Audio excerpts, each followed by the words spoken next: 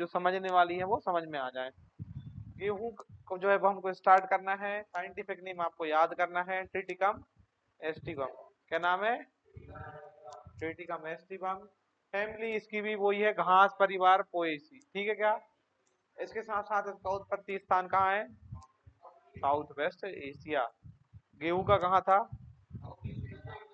गेहूं का यही तो है, साउथ वेस्ट एशिया। और धान का कहाँ था? साउथ ईस्ट एशिया, ठीक है। क्रोमोसोम नंबर कितने हैं बेटा? 42, ठीक है। और धान में कितने थे? 24 के उल्टे। चलो नेक्स्ट आ जाएगा हमारा कि विश्व में सबसे ज्यादा खाए जाने वाला अनाज कौन सा है? कौन सा है? कौन सा है? कौन सा है? बताओ। विश्व में कौन सा अनाज सबसे ज्यादा खाया जाता है वर्ल्ड वाइड? और इंडिया में? चलो कल पूछूंगा मैं इसका जवाब, मैं बता चुका हूं तुम्हें एक बार, कल इसका आंसर मैं पूछूंगा, ठीक है। चलो अगर हम देखें कि इसको क्या कहा जाता है, गेहूं को किंग ऑफ सीरियल, अनाजों का राजा। गेहूं कौन है हमारा? अनाजों का राजा। सबसे ज्यादा प्रोडक्शन कहाँ होता है? तो दूसरे नंबर पे आता है इंडिया। करंट डेटा की क्लास तुम्हारी ले लें क्या एक आध दिन, या यूट्यूब पे पढ़ा दें? करंट डेटा इसमें उत्पादन, कितना उत्पादन है, कौन सी कंट्री पहले नंबर पे है, कौन सा राज्य पहले नंबर है। चलो देखते हैं ना। सर्वाधिक उत्पादन कौन करता है बेटा हमारा? और उत्पादकता कहाँ है? पंजाब में। ठीक है, ये गेहूं के संबंध में चीजें हैं, इनको और हम अच्छे से पढ़ लेंगे जब वो क्या पढ़ेंगे हम, current affair. Current data UP है पहले नंबर पे, इसको ध्यान मत दो, जब भी मैं आप क्यों देखो चेंज होता रहता है। तेलंगाना पिछली साल धान के उत्पादन में पहले नंबर पे आ गया था, अब चेंज हो गया, यूपी आ गया। तो हर साल चेंज होता रहता है, तो इसको हम एक बार अच्छे से बाद में देख लेंगे। चलो नॉर्मल ई बोरलॉग को क्या कहा जाता है बच्चों? विश्व में जनक कहा जाता है। ये गेहूं के मैक्सिको से बीज लेके आए थे और इंडिया में इन्होंने उसका क्या किया था, खोज की थी, या उसका जो है वो प्रचलन चालू किया था, नॉर्मल ई बोरलॉग में। और इंडिया में कौन है हमारे? एम एस स्वामीनाथन, ठीक है क्या? चलिए इसमें कौन सा जीन जो है वो उपयोगी होता है? नॉरन 10। धान में कौन सा था? डीजीवू जीन। इसमें कौन सा है? नॉरन 10। आपको याद रखना है, नॉरन 10 की खोज किसने की थी? गोंजीरो एजोकी ने, ठीक है क्या? चलो जीन जो है वो हमारे कौन से उत्तरदायी हैं? RH1 RH2। नॉरन 10 तो ना बेटा एक हमारी किस्म है, क्या है, लेकिन उसको जीन के रूप में जानने लगे हैं। लेकिन जीन एक्चुअल में कौन से है असल में? RH1 RH2, RH1 और RH2। चलिए यहाँ तक आपको चीजें जो है वो याद रखनी है। पहले हमारे इस तरीके से लंबा जो है वो या ज्यादा हाइट वाला तो कमजोर पौधा हुआ करता था, इनमें इस तरीके से जीन डाल दिए गए तो पौधा हमारा कैसा होने लगा? छोटा और मजबूत, है ना? समझ में आया क्या? चलिए कौन कौन सी इसकी वेराइटी निकली है? तो ऐसी वेराइटी जिनमें केवल और केवल एक जीन प्रेजेंट है उन्हें हम क्या बोलेंगे? Single gene variety. नाम क्या है? लर्मा, रोजो, सोनालिकी और सुजाता। अगर हम बात करें डबल जीन कौन सी है? कल्याण सोना, सोनारा 64 और छोटी लर्मा। और अगर हम बात करें ट्रिपल जीन कौन सी है? हीरा मोती लाल बहादुर। कौन कौन सी? हीरा मोती लाल बहादुर। चलिए ये हमारी किस्म हो जाती है। इसके बच्चों फलों को क्या कहा जाता है? कैरियोप्सिस, ठीक है क्या? इसके पुष्प क्रम को क्या कहा जाता है? स्पाइक बाली या ईयर, स्पाइक बाली या ईयर। चलिए इसमें भी कौन सी लीव होती है? फ्लैग लीव या ध्वज पत्ती होती है, जो काय का काम करती है? फोटोसिंथेसिस करने का काम करती है। जड़ देखें सर, तो जड़ हमारी दो प्रकार की होती है, एक हो जाएंगी हमारी कौन सी? सेमिनल जड़ें। सेमिनल जड़ें हमारी कब निकलती हैं? जब पौधे में जर्मिनेशन होता है, ठीक है क्या? और ये कैसी होती है? कैसी होती है? अस्थायी मतलब टेम्परेरी। तो फिर कौन सी निकल जाती है? ये कहाँ निकलती हैं? बीज के, लेकिन मिट्टी के, समझ में आया क्या? देखा है क्या? मान लीजिए ये हमारी मिट्टी है, ये है आपका बीज, तो ये बीज के तो ऊपर रहेंगी लेकिन मिट्टी के नीचे रहेंगी। ये हमारी कौन सी जड़ें हो जाती हैं? सियारा या क्राउन रूट, है ना? चलो ये आपको याद रखना है। अब देख लेते हैं बच्चों गेहूं का वर्गीकरण। धान का भी हमने वर्गीकरण पढ़ा था, अब गेहूं का वर्गीकरण देख लेते हैं। मुख्यतः बच्चों हमारे 3 प्रकार के गेहूं की जो है वो प्रजातियां होती हैं। सबसे पहले नंबर पे आता है ब्रेड बीट। कौन सा बीट? जिससे बनाते हैं हम रोटी। क्या बनाते हैं? रोटी। नाम क्या है? Triticum aestivum. क्या नाम है? Triticum aestivum. Chromosome number 2n बराबर कितना? 42। ये कौन सा है? ये है सर 2n बराबर 6x बराबर 42। ये हमारा हेक्सापोलाइट या षट गुणित गेहूं। कौन सा गेहूं? अरे कितने गेहूं? षट गुणित याद रहेगा। 2n बराबर 6x बराबर 42, क्योंकि ये कौन सा है? हेक्सापोलाइट। समझ में आया क्या? चलो, इसके बाद सबसे ज्यादा क्षेत्र में इसी को लगाया जाता है। भारत में सबसे ज्यादा कौन सा गेहूं लगता है? Triticum aestivum. कौन सा? Triticum aestivum. और इसका उपयोग काय के लिए किया जाता है? चपाती बनाने में, और बेकरी के जैसे ब्रेड वगैरह हो जाते हैं, ठीक है, वो हमारे बनाने के लिए ब्रेड बीट का उपयोग किया जाता है। दूसरे नंबर पे जाएगा बच्चों हमारा ड्यूरम गेहूं। कौन सा गेहूं? ड्यूरम गेहूं। ड्यूरम गेहूं का नाम क्या है? Triticum durum. इसे हम मैकरोनी के नाम से जानते हैं। मैकरोनी पास्ता वगैरह जो होता है ना, उसके नाम से इसे जाना जाता है। ये कैसा होता है बेटा? टेट्राप्लाइड। क्या होता है? टेट्राप्लाइड। 2n बराबर 4x बराबर 28। टेट्रा मतलब 4। तो कितने के सेट में है क्रोमोसोम? 4 के सेट में। इसमें किसके कितने सेट में है? 6 के जोड़े में। समझ में आ रहा है क्या? चलिए, इसमें बच्चों कितने परसेंट एरिया में? 12%। उपयोग काय के लिए किया जाता है इसका? सूजी, सेवैया और हमारा मैक्रोनी बनाने के लिए। इसका नाम क्या है? मैक्रोनी गेहूं। याद रखना, क्वेश्चन पूछा जाता है। और लास्ट में जाएगा हमारा कौन सा बेटा? इमर गेहूं। कौन सा गेहूं? इमर गेहूं। नाम क्या हो जाएगा? ट्रिटिकम डायोकोकम। ट्रिटिकम डायोकोकम। ठीक है। अगर हम बात करें तो ये कैसा है हमारा? टेट्रापोलाइट। 2n बराबर 4x बराबर 28। समझ में आया क्या? ये मात्र कितने परसेंट एरिया में उगाया जाता है? 1%। और कहाँ पे? साउथ इंडिया में। कौन से इंडिया में? साउथ इंडिया में। इसका उपयोग काय के लिए किया जाता है? उपमा। उपमा खाया है आप लोगों ने? ठीक है क्या? वो काय से बनता है? इमर बीट से। एक गेहूं की फसल का हमने जब क्रॉस कराया राई की फसल से। अरे काय का क्रॉस कराया? गेहूं का क्रॉस कराया। काय से? राई से। गेहूं का नाम क्या है? क्या नाम है? Triticum aestivum. राई का नाम क्या है? Triticale serial. तो एक नया प्रकार का जो है वो अनाज उत्पादन हुआ, उसको नाम क्या बोलेंगे? ट्रिटिकेल। क्या नाम बोलेंगे? ट्रिटिकेल। ये दुनिया का पहला मानव निर्मित अनाज है। ये कैसा है? First man made serial. क्या है बेटा ये? First man made. और कौन से मैन ने इसको, कौन से साइंटिस्ट ने बनाया? रिंकू ने। याद रहेगा क्या? तो ट्रिटिकेल क्या है हमारा? पहला मानव निर्मित अनाज, जो काय काय के क्रॉस से बना है? गेहूं और राई के। किसने विकसित किया? रिंकू ने विकसित किया। बाकी ये आपको गेहूं की प्रजातियां जो है वो अच्छे से याद रखनी है। गेहूं हमारा कैसा पौधा है? आज हम पढ़ेंगे बायोलॉजी में C3 C4 वगैरह क्या होते हैं, याद रखना है। गेहूं C3 पौधा है। लॉन्ग डे प्लांट है, शॉर्ट डे है? लॉन्ग डे प्लांट है। कौन से सीजन में लगाया जाता है? रबी के लिए। और हमारी जो मृदाएं हैं वो कौन सी अच्छी मानी जाती हैं? दोमट मृदाएं। जब इसकी शुरुआती अवस्था होगी तो ठंड रहेगी, क्योंकि अक्टूबर नवंबर में लगाएंगे। टेम्परेचर आपका 10 से 20 डिग्री सेल्सियस होता है। और जैसे जैसे टेम्परेचर बढ़ता जाएगा, 25 के लगभग पहुंचेगा, तो दाने पकने के लिए अच्छा टेम्परेचर माना जाता है। ये आपको याद रखना है।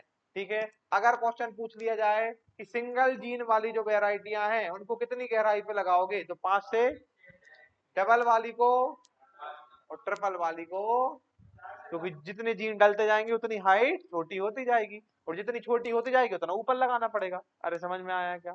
चलो, तो ये आपको चीजें याद रखनी है। अब देख लेते हैं सर हम बुवाई। अगर आप सीधे इस तरीके से खेत में बो दोगे, या आप ब्रॉडकास्टिंग मतलब छिड़काव कर दोगे गेहूं के बीजों का, तो कितनी आपको सीड चाहिए? 100 किलोग्राम प्रति हेक्टेयर की दर से। अगर हम सर इस तरीके से कूड़ बना देंगे, तो कूड़ों में यहाँ पानी दे देंगे और ऊपर रख देंगे क्या? बीजों में बुवाई। इस विधि को क्या बोलते हैं? FIRB method. क्या नाम है? FIRB। FIRB का full form furrow irrigated raised bed. ठीक है क्या? तो फरो में इरिगेशन देंगे, और रेज्ड मतलब जो बेड बनी हुई है उसमें क्या डाल देंगे? गेहूं के बीजों को डाल देंगे। तो ये मेथड क्या कहलाएगी? FIRB। कितना बीज लगेगा? कितना 75। कम लगेगा क्योंकि सर आधी सी जगह तो हमारे बर्बाद हो जाएगी पानी में, वहां तो बीज बोएंगे नहीं। चलो, इसमें मेड़ों पर जो है वो बीज की बुवाई कर दी जाती है और नालियों में सिंचाई कर दी जाती है। 25 से लेके 40% तक पानी और बीज की बचत हो जाती है। अगला जाएगा हमारा जीरो टिलेज। आजकल जो आपने देखा होगा इस तरीके की मशीन का उपयोग होने लगा है जिसे हम बोलते हैं जीरो टिलर। फसल को काटोगे, फिर खेत में निदाई गुड़ाई और प्लाऊ जुताई वगैरह करने की जरूरत नहीं है, डायरेक्ट बीज को बो दिया जाता है। देखा है आपने आजकल जो मशीन चलने लगी है, क्या बोल रहे हैं उसे हम? Zero tiller. क्या बोलते हैं? Zero tiller. तो जीरो टिलर मतलब आपने एक फसल काटी और डायरेक्ट से आपने गेहूं को उसी खेत में बो दिया बिना खेत में भू परिष्करण करे, जीरो टिलेज करे। समझ में आया क्या? वो हमारी कौन सी मेथड हो जाती है? Zero tiller method. इसमें हमको कितने बीज चाहिए?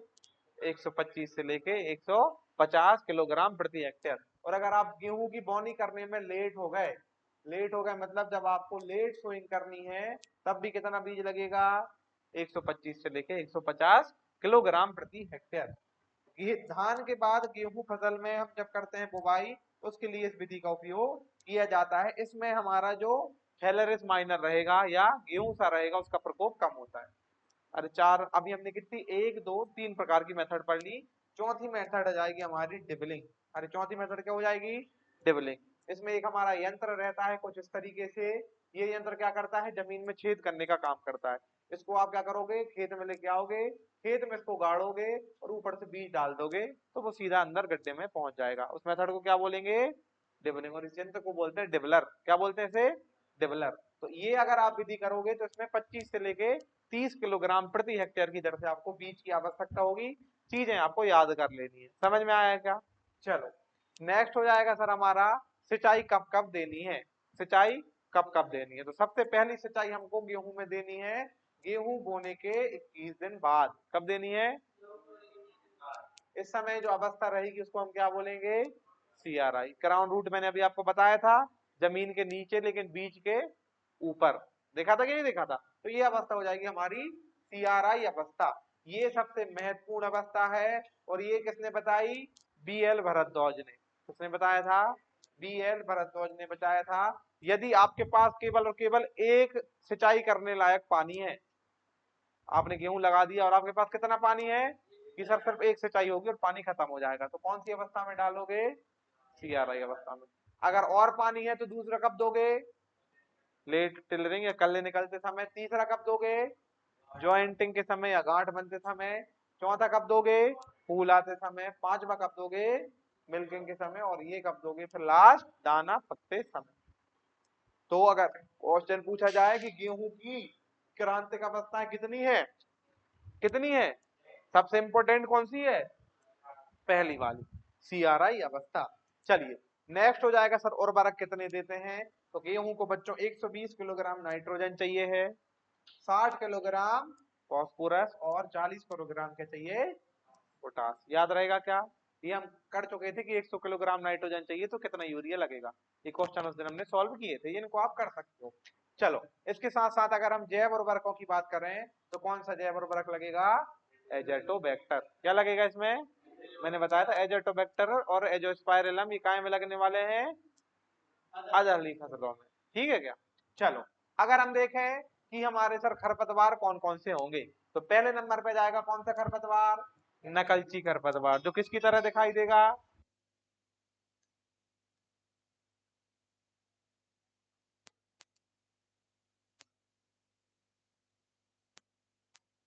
ठीक है, तो ये हो जाएगा हमारा मिमिक्री या नकलची खरपतवार। ऐसे हम गुल्ली डंडा के नाम से जानते हैं, ऐसे हम गेहूं का मामा के नाम से जानते हैं। साइंटिफिक नेम क्या हो जाएगा? और अगर ऑब्जेक्शनेबल बीट की बात करें तो ये हो जाएगा हमारा हिरनखुरी। हिरनखुरी का नाम क्या है? कॉर्नवोल्वुलस अर्बेंसिस। कॉर्नवोल्वुलस अर्बेंसिस। चलिए, हर्बिसाइड आपको कब डालने हैं? शाकनाशी, तो एक दो बुवाई के तुरंत बाद क्या डाल दोगे? पेंडिमिथिलीन। अरे क्या डालोगे? पेंडिमिथिलीन बाजार में किस नाम से मिलता है? स्टाम्प के नाम से। काय के नाम से? स्टाम्प के नाम से। ठीक है क्या? अच्छा, अगर हमारी फसल जो है वो इमर्ज हो जाए, मतलब जब अंकुरण हो जाता है, अंकुरण हो जाएगा, तो फिर आपको चौड़ी पत्ती वाले या सकरी पत्ती वाले आइसोप्रोटूरॉन और सल्फोसल्फ्यूरॉन का उपयोग करना है। इंडिया में आइसोप्रोटूरॉन को बैन कर दिया गया है। किसे बैन कर दिया गया है? आइसोप्रोट्यूरॉन की जगह क्या उपयोग होने लगा है? सल्फोसल्फ्यूरॉन। क्या नाम है इसका? सल्फोसल्फ्यूरॉन हमारा कौन सी फसल में डाला जाता है? अंकुरण के बाद या अंकुरण से पहले? और अंकुरण से पहले किसे डाला जाता है? सैंडी मिश्रित। समझ में आया क्या? जब मैं आपको खरपतवार वगैरह पढ़ाऊंगा तो ये वहां भी हम एक बार पढ़ेंगे ताकि आपको चीजें समझ में आ जाए। अब देख लो सर हमारे धान के रोग, धान नहीं गेहूं के रोग, ठीक है। चलो तो गेहूं के रोगों की अगर मैं बात करूं तो पहला हो जाएगा क्या हमारा बच्चों? Yellow rust. क्या नाम है इसका? जब आपको आपकी पत्तियों पे पीली कलर की ऐसी धारी दिखाई देंगी, काई कलर की? पीली कलर की। रस्ट जो है ना बेटा वो गेहूं का सबसे खतरनाक रोग है। कौन सा? रस्ट या फिर रोली रोग, ये सबसे खतरनाक है। ये 3 प्रकार का होता है। कितने प्रकार का होता है? 3 प्रकार का। सबसे पहले पीला रस्ट आ जाएगा, जिसकी पहचान कैसी होगी? पत्तियों पे पीली कलर की लाइनिंग। समझ में आया क्या? कौन पकड़ता है इसे? इसे करने वाली जो कवक है वो है पक्सीनिया स्ट्रीफॉर्मिस। याद रखना है आपको, कौन करता है ये? पक्सीनिया स्ट्रीफॉर्मिस। ये पत्तियों पर नींबू जैसे पीले रंग की धारियां बना देता है और ये शुरुआती अवस्था में ज्यादा नुकसानदायक होता है। समझ में आएगा? चलिए दूसरे नंबर पे जाएगा कौन सा रस्ट? भूरा रस्ट या फिर ब्राउन रस्ट। इसमें पत्तियों पे कौन कौन से कलर के जो है वो दाग बन जाएंगे? ब्राउन कलर के या भूरे रंग के। समझ में आया क्या? आगे देख लेते हैं, नाम क्या है इसका? Puccinia recondita. क्या नाम है? Puccinia recondita. भारत में सबसे खतरनाक और सबसे आम, पहली बात। दूसरा, पत्तियों पर नारंगी और भूरे रंग के धब्बे दिखाई देंगे, ये जो आपको दिखाई दे रहे हैं। तीसरा क्या हो जाएगा बेटा हमारा? Black rust. क्या नाम है इसका? Black rust. कैसे होगा? Puccinia graminis tritici. ये पक्सीनिया स्ट्रीफॉर्मिस, ये पक्सीनिया रिकॉन्डिटा और ये पक्सीनिया ग्रैमिनेस ट्रिटिसी। इसमें आपको तनों पर काले धब्बे, ये आपको धब्बे दिखाई दे रहे हैं काले, तनों पर काले धब्बे, इसे गेहूं का किलर डिसीज। समझ में आया क्या? गेहूं का कातिल। अगर ये लग गया समझ लो आपके गेहूं की फसल चौपट हो जाती है। कौन सा है हमारा? Black rust. ब्लैक रस्ट को हम क्या बोलते हैं? Stem rust. ब्लैक रस्ट को क्या बोलते हैं? Stem rust. ब्राउन रस्ट को क्या बोलते हैं? क्योंकि ये पत्ती पे लगेगा। और ये हमारा जो पीला कलर का रहेगा वो क्या बना देगा? धारी बना देगा। धारी मतलब स्ट्रिप, इसलिए से क्या बोलते हैं? Strip rust. तो आपको तीनों के नाम और तीनों के काम आपको बच्चों जो है वो याद रखने हैं। और तीनों का क्या है, अगर आपको नियंत्रण करना है तो क्या करोगे? टिल्ट 25 ईसी नाम से बाजार में एक दवाई आती है जिसमें कौन सा केमिकल रहता है? प्रोपोकेनाजोल। तो ये आपको छिड़काव कर देना है, तो इससे क्या हो जाएगा? आपकी रस्ट कंट्रोल हो जाएगी। याद रखना है, इंपॉर्टेंट है। नेक्स्ट आ जाएगा सर हमारे और कौन से रोग हैं? तो एक आ जाता है हमारे गेहूं का कैंसर। काय का कैंसर? नाम क्या है? करनाल बंट। ऐसे ही तो क्वेश्चन पूछे जाते हैं, ठीक है, कि निम्न में से किसे गेहूं का कैंसर कहा जाता है? अब जो याद रखेगा वो बना देगा, जो नहीं रहते हम कंफ्यूज हो जाएंगे, फिर हम लगाते फिरेंगे। कोई बच्चों जो है वो खैरा रोग लगा देगा, कोई कुछ लगा देगा, ठीक है क्या? चलो, तो अगर हम बात करें तो गेहूं का कैंसर कैसे कहा जाता है? करनाल बंट को। काय से होता है ये? फफूंद से होता है या फंगस से होता है? फंगस का नाम क्या है? निवोसिया इंडिका। क्या नाम है? निवोसिया इंडिका। इससे खेत में सड़ी मछली जैसी गंध आने लगती है। अगर आपको अपने खेत से कैसी गंध आए, समझ लेना कौन सा रोग लग गया। क्या नाम है? करनाल बंट। क्या नाम है बेटा? करनाल बंट। ठीक है क्या? चलो, ये जो गंध आ रही है किसके कारण आ रही है? ये आ रही है ट्राई मेथाइल एमाइन, टीएमए के कारण। ट्राई मेथाइल एमाइन, तो आपको याद रखना है, सारे पॉइंट जरूरी है। चलो, नेक्स्ट हो जाएगा कौन सा रोग? अनावृत कड़वा, या फिर ये हो जाता है हमारा लूज स्मट। लूज स्मट जो काय के कारण होता है बेटा? उस्टिलागो न्यूडा ट्रिटिसी। ठीक है क्या? इसके कारण जो है वो करनाल बंट होता है। और ये क्या करता है बच्चों? ये जो इसका रोग कारक है, ये रोग कारक बीज के अंदर छुपा हुआ रहता है। काय के अंदर? आपने इस बार फसल काटी, बीज रख दिए, अगली साल फिर लगाओगे, वो कहाँ बैठा है? बीज के अंदर। जैसे ही फसल से पौधा बनेगा वो फिर से फसल में जाएगा। और इस प्रकार के रोगों को क्या बोलते हैं? अरे क्या बोलेंगे? इंटरनल सीड बॉर्न या बीज जनित रोग। क्या बोलोगे? बीज जनित रोग। ऐसे रोग जिनकी उत्पत्ति कहां से हो जाती है? बीजों से हो जाती है, उन्हें हम सीड बॉर्न या बीज जनित रोगों के नाम से जानते हैं। उपचार कैसे करोगे? या तो गर्म पानी में ट्रीटमेंट कर दो, 55 डिग्री सेल्सियस पे गेहूं के बीजों को उबाल के बो दो। बोने से पहले क्या करो? बीजों को 55 डिग्री सेल्सियस पे उबाल दो। या फिर बीटा वैक्स, काय का उपयोग करोगे? बीटाबैक्स नामक केमिकल का। अगला हो जाएगा हमारा नेमाटोड से होने वाली डिसीज। काय से होने वाली? नेमाटोड से। तो नेमाटोड से बच्चों एक होता है आपका ईयर कॉकल डिसीज। क्या नाम है इसका? Year cockle disease. ये काय से होती है? एंगुना टेटिसाई से। काय से होती है? एंगुना टेटिसाई से। ये बीज है, ये सॉरी हमारी बीमारियां हैं। ये बीमारियों के बारे में सबसे पहले जाता है रस्ट डिसीज। रस्ट काय में लगता है? गेहूं में लगता है। उसके बाद करनाल बंट काय का है? ये भी गेहूं का है। लूज स्मेट भी काय का है?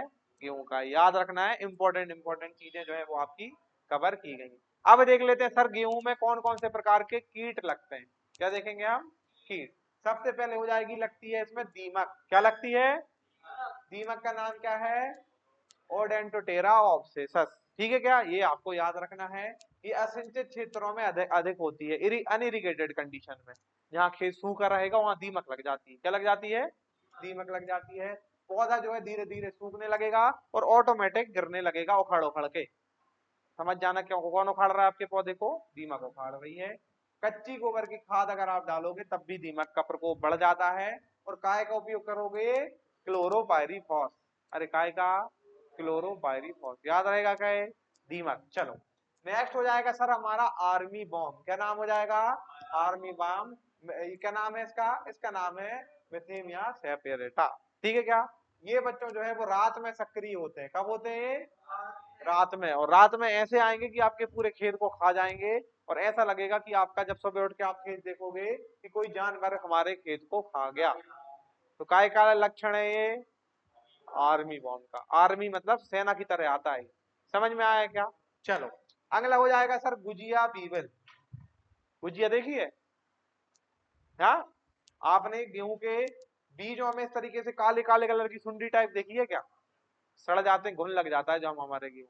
देखा है क्या आपने? उसे हम क्या बोलते हैं? गुजिया बीवल। तो ये हमारा भंडारण के समय लगने वाले कीट हैं। कौन से? जब आप गेहूं को स्टोर करके रखते हो ना घर में, तब आपका क्या लग जाता है? गुजिया बीवल। गेहूं की नर्सरी का विशिष्ट कीट है। केवल बेस कीट जो है उसका नुकसान पहुंचाते हैं। और साथ साथ आपको बस तीनों चीजें याद रखनी है। ठीक है, एक हमारी कौन सी? गुजिया बीवल, एक टर्माइट और एक। ठीक है क्या? अगर ये तीन भी आप याद रखते हो तब भी खूब अच्छी जो है वो आपकी तैयारी हो जाएगी। चलो अगर हम देखें कि भंडारण हमको कब करना है, तो लगभग 20% पे काट देना है, 12% पे स्टोर कर देना है। गेहूं में भी धान में भी मैंने बताया था 12 से 14%। इसमें भी आपको क्या याद रखना है? 10 से 12%। ठीक है क्या? पहली चीज। प्रोटीन कितना होता है सर? लगभग 11-12% इसमें प्रोटीन होता है। इसके प्रोटीन का नाम क्या है? ग्लूटीन। क्या नाम है? धान के नाम क्या था? धान के हैं? धान के प्रोटीन का नाम कल बताया था ना, ओराइजीन। ओराइजा में ओराइजीन। ओराइजा में धान का साइंटिफिक नेम क्या है? तो ओराइजा सटाइवा में कौन सा? ओराइजीन। कौन सा? और गेहूं में कौन सा? ग्लूटीन। गा से गेहूं, गा से ग्लूटीन। ये आपको ऐसे याद रखना है। और जितना ज्यादा ग्लूटीन होगा उतनी अच्छी क्या बनेगी बेटा इसकी? रोटी या चपाती। समझ में आया क्या? चलिए अगर हम बात करें कि ईल्ड कितनी होती है, अगर इरिगेटेड कंडीशन रहेगी तो कितनी ईल्ड होगी आपकी? 40 से 50 या 45 से 55 क्विंटल प्रति हेक्टेयर। मतलब जब इरिगेटेड कंडीशन है। जब रेनफॉल वाली कंडीशन है या रेन फीड वाली कंडीशन है तो 20 से लेके 25 जो है हमारी क्विंटल प्रति हेक्टेयर की दर से आपका क्या निकलेगा? गेहूं निकलेगा। अगर क्वेश्चन पूछ लिया जाए कि गेहूं का हार्वेस्टिंग इंडेक्स कितना है, तो हार्वेस्टिंग इंडेक्स कितना है बच्चों? 40 से 45%। हार्वेस्टिंग इंडेक्स की मैंने आपको उस दिन पढ़ाया था। हार्वेस्टिंग इंडेक्स किसने दिया था? कटाई सूचकांक। जब मैंने आपको cropping intensity, crop rotation intensity, CRI पढ़ाई थी, उस समय मैंने आपको पढ़ाया था। डोनाल्ड ने दिया था, है ना, EY/BY × 100, economical yield upon biological yield into में 100। ये पढ़ाया था क्या? उनको तो लग रहा सर कहाँ की फालतू बातें कर रहे हो। पढ़ाई बेटा तुम लोगों की जो है वो हो नहीं रही है, मन तुम्हारा लग नहीं रहा है। यहाँ तक तुम इसलिए जाते हो कि सर घर वाले भेजा देते हैं, और यहाँ से इसलिए चले जाते हो कि घर जाना होता है। आने और जाने के दो कारण है तुम्हारे। घर जाके सर हम कुछ पढ़ते नहीं है, और यहाँ से आने क्लास में जो है वो हम ध्यान देते नहीं है। तो इस तरीके से कोर्स तुम्हारा खत्म होते जाएगा। कल एक एक बायोलॉजी का भी चैप्टर हो गया, आज मैं फोटोसिंथेसिस, कल रेस्पिरेशन। 4-5 दिनों में तुम्हारी खत्म कर दूंगा। एंटोमोलॉजी मैंने बता दिया है, यूट्यूब से जल्दी आपको देख लेना है, टेस्ट में ले लूंगा उससे। ठीक है क्या? कोई भी डाउट होगा तो हम बैठे ही हुए हैं, लेकिन जब तक पढ़ेगा नहीं भारत, जब तक बढ़ेगा नहीं भारत। समझ में आया क्या? बाकी अब सब तुम्हारी इच्छा है। चलो, कटाई जो है बच्चों वो हमको क्या करनी है, मार्च अप्रैल के महीने में करनी है, ये हम जो है वो चीजें पढ़ चुके हैं। बुवाई करने के लिए कौन सा टाइम है हमारे? अक्टूबर का, नवंबर का प्रथम पखवाड़ा। 1 नवंबर से 15 नवंबर तक इसकी बुवाई कर दो। कितना बीज लगेगा? 100 किलोग्राम प्रति हेक्टेयर। क्रिटिकल स्टेज कौन सी है? CRI स्टेज है। कटाई के समय कितना नमी, भंडारण के समय कितनी नमी, कितनी नमी? सबसे ज्यादा खरपतवारों का रोग कब होता है? प्रकोप 30 से 35, 1 से 1.5 महीने में, जिसके लिए काय का उपयोग करोगे? सल्फोसल्फ्यूरॉन। ये अभी हम पढ़ के आ चुके हैं, है ना। चलो, आइसोप्रोटूरॉन जो है वो बैन हो चुका है। जीन हमारा कौन सा है? नॉरेंटेन। सटीक जल व्यवस्था कौन सी है? तो ये आपको रिवीजन हो गया है आपके गेहूं का, और ये आपका गेहूं का चैप्टर खत्म। नेक्स्ट क्रॉप निकालो।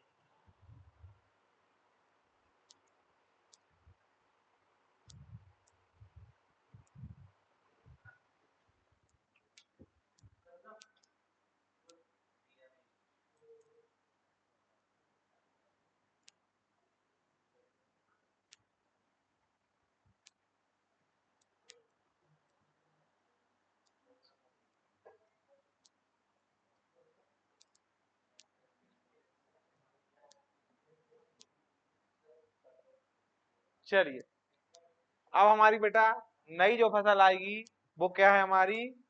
गन्ना, मतलब शुगर केन। कुछ इस तरीके से आपकी शुगर केन या आपकी गन्ने की फसल होती है। अगर हम बात कर रहे हैं सर धान का, सॉरी चीन, धान का कटोरा कौन है? हैं? छत्तीसगढ़। कौन है? छत्तीसगढ़। चीनी का कटोरा कौन है बेटा? चीनी का कटोरा कैसे, कौन सी देश को कहा जाता है? क्यूबा। ठीक है क्या?